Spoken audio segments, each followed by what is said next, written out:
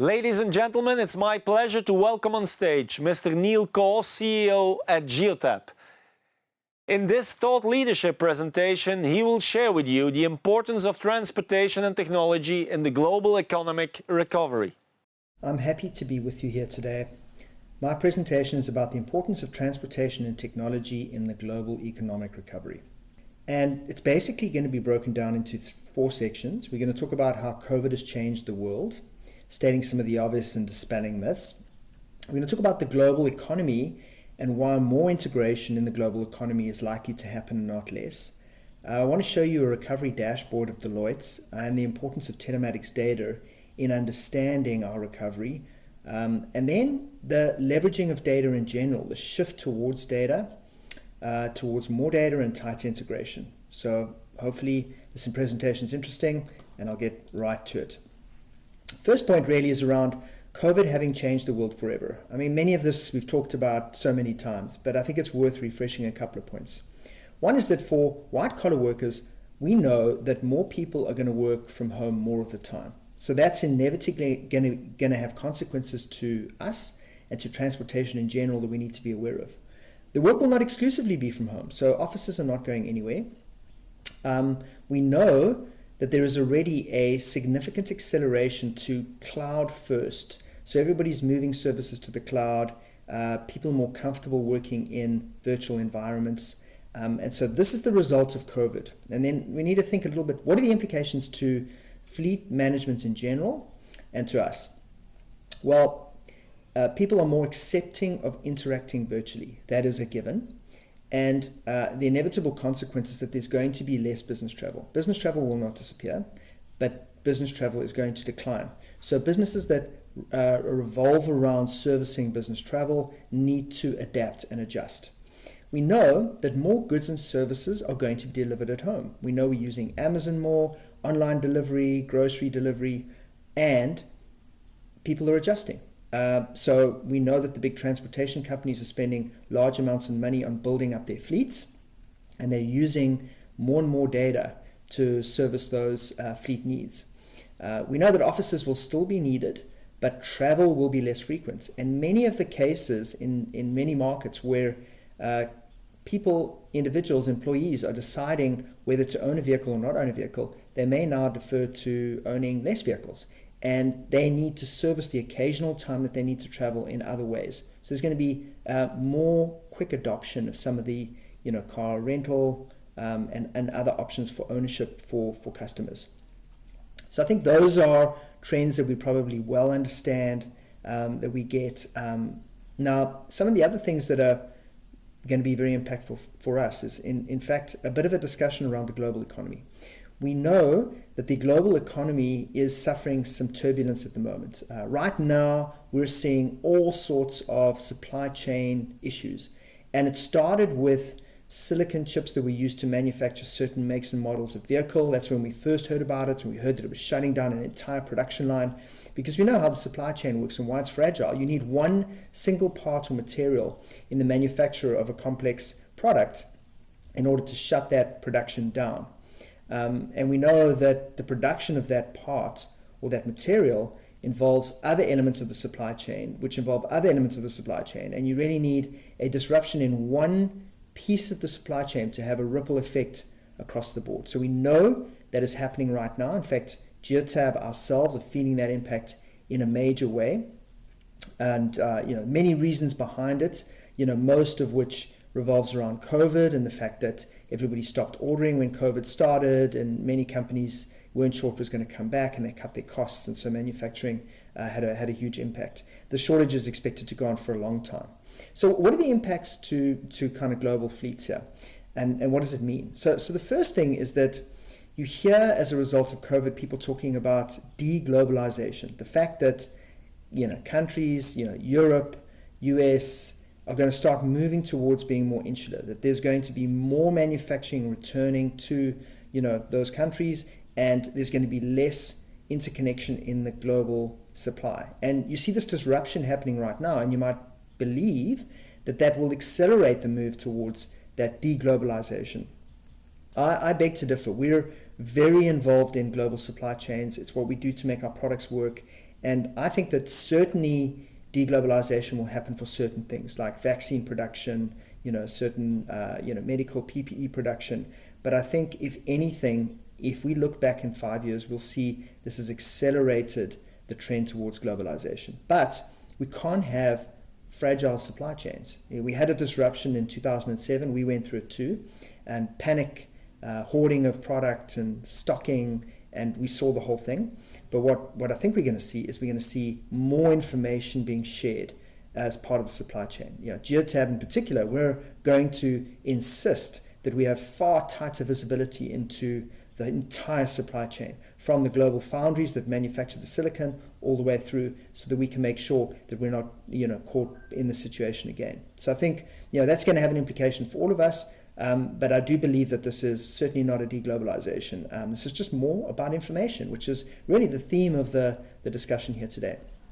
Right, the next thing to talk about is the economic recovery dashboard. So Deloitte, and there's actually a link in the presentation that you can try, have produced a very, very good economic recovery dashboard from COVID. You can look at all countries around the world and you can see how those countries are coming back, what has been the impact on movement of goods, on different industries, different areas in the countries.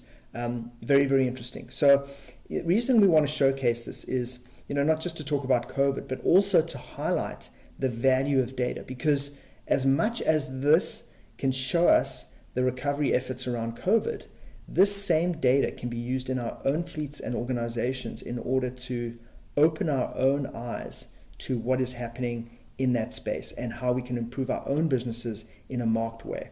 So if we can get benefit out of seeing what's happening with COVID, imagine what we can do to our own company. All right, so the first dashboard that's quite interesting is trip volume as a percentage of baseline. And so here we see commercial vehicles trip volume across the United States in this particular instance. We can see the different regions of the United States, and we can learn a lot from looking at that data. I think you can obviously see the heartbeat-like blips, and that really is obviously weekends. You can also see other blips where there's a big drop in volume, and those are holidays. You can also see which areas, when COVID first hit, were the most impacted by COVID. And obviously, if you were a company and you wanted to understand, which companies were going to be more affected and less affected, you could have looked at this and you could have anticipated that there were going to be more problems with things like manufacturing and distribution in the Northeast than there were perhaps in the South. Yet we can also see what happened in the lockdown in January, and we can see that there was a ramp up. People knew, and you could see 3 weeks or so ahead of time, that there was another lockdown happening in many of the markets, and they quickly supplied. More trips were happening in order to get things done ahead of the lockdown. And then when the lockdown happened, a massive drop in the number of trips. And then we can see the recovery. We can see what's happening with the recovery and how it's going in the different regions. And I think this just is a great example of the power of data in terms of helping us understand where we need to put focus, where governments need to put focus, where companies know where to buy product from, based on data and transportation data. All right, the next slide talks about Deloitte Foot Traffic Index. So it shows which things are impacted, like parks, which are least impacted, most impacted, things like transit. And so here we get a breakdown, for example, of how many people are visiting the grocery store versus visiting parks and workplace. And it's very evident here. We can see the slow recovery back to workplaces. We can see, when there was a partial lockdown, we can see people spending more time in things like parks. We can see the lockdown reduce that and starting to recover there as well. And we can get a good insight into what individual consumers are doing based on global data. Also a very interesting topic. Okay, so the net effect of all of that is really this renewed focus coming out of COVID on virtual, cloud, and data. These were all topics that we talked about before. They were all important topics, but really coming out of this, we realize just the absolute value to our own businesses and to the world in general at sharing data, at getting more familiar with data, at processing data better, getting the insights from data. We have a motto here at Geotab that you cannot manage what you don't measure. And really the first part of any use of data involves collecting the data. It's broken up into principally 3 phases, right? Phase 1 is let us go and collect the data. And things like telematics, your own organization, integrating into all your systems, pushing it into your big data systems. That's all phase one. Get the data into the cloud, get the data into a database, and that's step one. Step two then is to have your teams and the engineers immerse themselves in the data. Like, let's understand the data, right? We do that at Geotab all the time. Where are the vehicles driving? Where are they going to? Why are they breaking down? What is the performance of our own devices? What kind of customers are doing what? What is the adoption of EV? Where is it increasing? Where is it decreasing? How much time spent charging? Where are people charging? Right? Information is power. So you start immersing yourself in the data. You pull out all this interesting insights that you can use to run your own business better, more effectively. Your customers can do a better job. Right, so that's phase two. And then finally, phase three is about taking action. Now that you have the insight, now you need to take action and say, I need to increase the adoption of EVs, or I'm going to transition to that, or I'm going to change the way my business does certain things. And really, those are the three phases that we see with data. I want to end off talking about two particular opportunities that I just thought interesting uses of the data. Now, this is stuff that our data scientists work on, projects that we run for various cities and towns in various countries.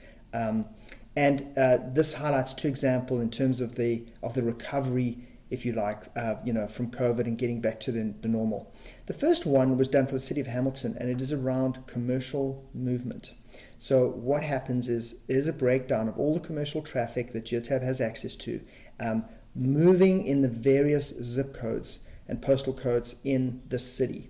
And it's really important for the city planners to understand what is the economic activity, not just how it's changing over time, but on a day-to-day basis. Where are goods moving from and to? Where are services happening? How is that looking? And you can see there, you can very easily understand, how much of the commercial activity is staying within, the zip code L8E versus how much is going to other zip codes, and where is a lot of that movement happening, so that they can plan for transportation to say, okay, well, there's an awful lot of stuff happening between, L8E and LOR, and there's a very poor transportation network between the two. Let's see what we can do to optimize that, take that traffic around residences, and really plan properly. So you can see, if you're trying to run a city, manage a city, plan for a city, you fundamentally need this data in order to plan properly for your cities. And this recovery from COVID, where COVID is going, how it's going to be changing business, is vitally important to understand, for any city. The next example that I wanted to show is how this is not just involving big data, but also involves some other interesting opportunities to share data. And this is some projects that Geotab's working on with various ports. And we can certainly do the analysis, which is important, understanding how much time are vehicles caught in ports, offloading, onloading, how much time is spent waiting at borders to cross from one side to the other, what time of day is the best time to cross, what is the best way to set up your transportation logistics. So that's all very important. But there's some other interesting things, that we're doing with the ports now. One of them is a clever idea that one of the ports is doing, where if you are prepared as a company that drives a truck to put a device into your vehicle, what the port has promised you is that they will, when you arrive at the port, guarantee you a maximum of half an hour in order to unload or offload goods in the port area. So they can manage you in the jurisdiction of the port. They can get you to the right place at the right time, make sure that you're waiting not too long.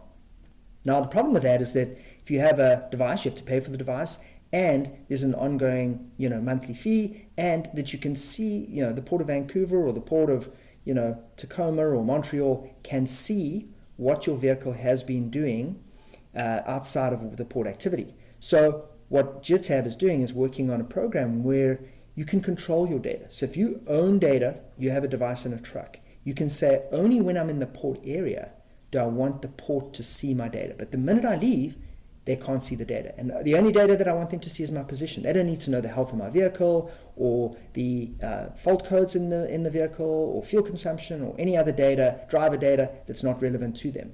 And I think this is the future here as well. It's not just about data analytics and machine learning on the data. It's also about the new world of making sure that we control access to data. We make sure the data ends up in the right places at the right time, and that there's visibility and control over that. And you can open up very interesting use cases. Like, for example, another one might be toll roads. Why do you have to stop at a toll road? Why do you have to even have a sensor in a truck? If we know where the truck is all of the time, we can just automatically pay the toll roads without any sensors or any activity, and that can be done everywhere. And these are the kind of opportunities, I think, in sharing of the data, using the data effectively, that open up some very interesting ideas. Now, obviously, data comes with its own challenges. We need to be very, very careful on how the data is used, what kind of data goes where, and that's part of the challenge, is making sure that it's routed correctly, making sure that it's secure, making sure that it isn't used for the wrong purposes, and that's all the opportunities that sit in front of us, to improve the economy, to grow the economy, to understand the economy better, to make better decisions about what is happening, at the same time keeping everybody's data safe. So hopefully that gives you a little bit of an insight and some interesting information on the recovery, really how the importance of transportation, technology and transportation, in fact, in the whole global economic recovery. Thank you. Thank you very much, Neil Cawse, CEO of Geotab, to share these inspiring thoughts, and to Geotab also for their support as a Diamond Conference partner.